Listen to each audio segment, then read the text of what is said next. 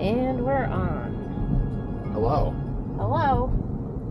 It's Sunday now. It is. Amazingly. As, Time proceeds. As you can see, we're driving through Yellowstone. Again. Still. We have some corrections. Corrections. From day one. Additions. Additions and corrections. Very important. When we were driving late at night, after we had finished, I think it was after we finished at Canyons of the Moon. Craters of the Moon. There was a large number of small rodents that were all running across the road, and they were all running only across the road to the right for some reason.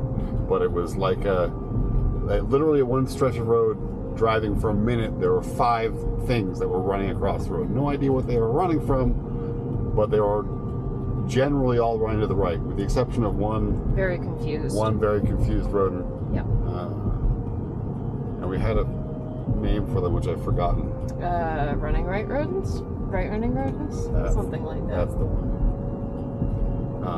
What was the other thing? Just the hilarity of you unscrewing the sticks from your drone controller, only to drop them in between the car seats twice. Wow, way to ruin the story, Sarah. I'm not the storyteller. You shouldn't ask me to do these things if you want the long version. You're the storyteller, man. So after I first tried the drone, we're putting it away in the car. So one of the things in the drone is they don't want it to get stick drift, so that you can actually unscrew the part that sticks out of each thumbstick, and you can attach it to the back of the controller, so the controller can rest at a truly neutral position. It doesn't get any. So you unscrew them, and it's a very, very small screw. It's like 3 rotations. It's very solid, but it comes off very quickly. So the first time I was doing that, I was standing outside the car with it over the seat, or I was sitting on one of the two. I unscrew the one successfully, and then I unscrew the second one, and I drop it, and of course it immediately falls in the crevice in the car. And then I decide I'm going to go fly after I find it, which was a fucking disaster because there was like 75-mile-an-hour wind, so I was getting crushed by the door. I remember that. I get it, and I'm like, all right, well, then we look at the footage, and I'm like, oh, I was taking video of the ground.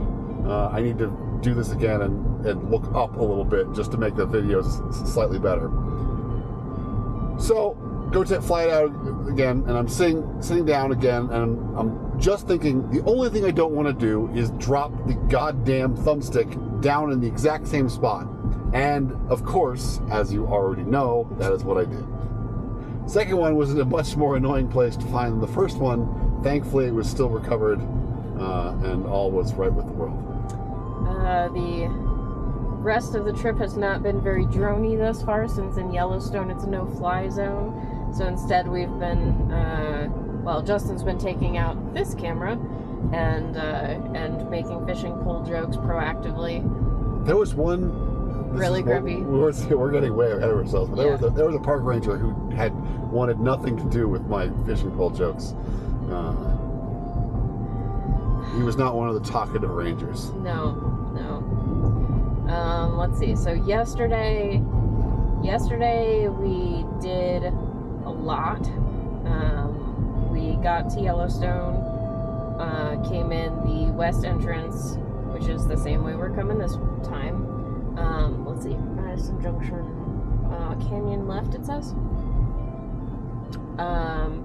So what we did yesterday was head up to Norris, which I believe is the way we're going now as well. Yeah.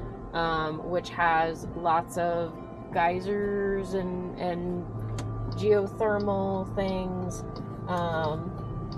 We saw was it the artist paint pots? Yeah, it was the barrel pool, I think, was the first thing. Yeah. Which is a little stop off on the side of the road, and then there was the barrel paint pots, which is the really nice.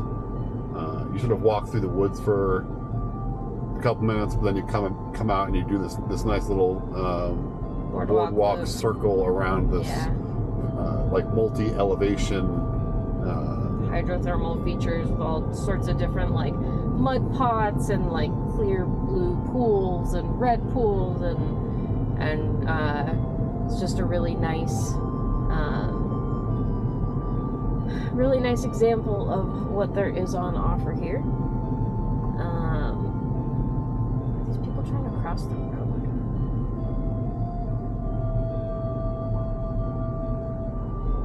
This seems like a dangerous prospect. But where were we?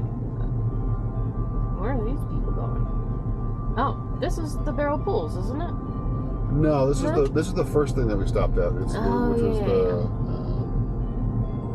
I don't know, bubbly, one of the many bubbly places. The Terrace Spring. Oh, there you go. Terrace Spring. Yeah. So we are retracing our steps to some extent because we came in this way. We went up to Norris. We went across the route to the canyon, but we did not go to the canyon.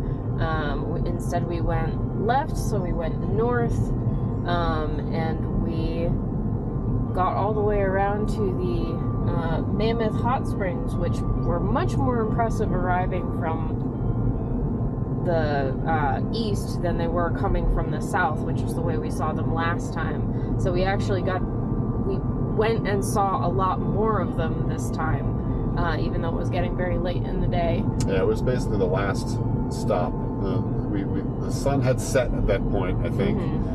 So we were just going off the last trickles of sunlight before it disappeared. And we actually tried to do the upper loop trail there, but then it became too dark. It's like, oh, hop out of the car and check out this. It's like, actually, it's just literally dark out. Just not gonna happen. But in between that, there was a whole bunch of like little waterfalls we stopped off at. We did, what was the sort of major basin with all the different, like it was a giant version of the artist paint pots. That was a major stop. Was that at Norris? Was it Norris?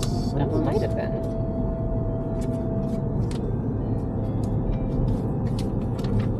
That seems likely, because Norris does have a whole lot. Yeah, because that's got the Steamboat Geyser. And we definitely saw that. But today, we're going to be passing by that stuff again, and then heading over to Canyon Village, and then heading south, so Justin can actually see the canyon this time, and the waterfall that's in it. And then we'll head around the south loop and finish off at Prismatic Spring, which is one of the highlights of our last trip here, so should be a good spot to end the day on. Yeah, theoretically we'll be swinging by Old Faithful, but whether that is happening when we're swinging by, we're not super invested, but yeah, I mean there's other cool things in the area, I think, but Old Faithful itself is less interesting than walking around and seeing stuff that we choose to go see. Let's see, what's our animal tally? We've seen at least a couple bison. A fox tried to run in front of our car. Several road bison, yeah. We saw what we think were pronghorns. Yeah. Because they had the white butts and the white bellies. Plenty of deer. Very cute squirrels and chipmunks, of course. No bears, no wolves, which would be cool to see from a car, but not otherwise. And is that a good recap? I think so. All right. Until tomorrow. Until tomorrow.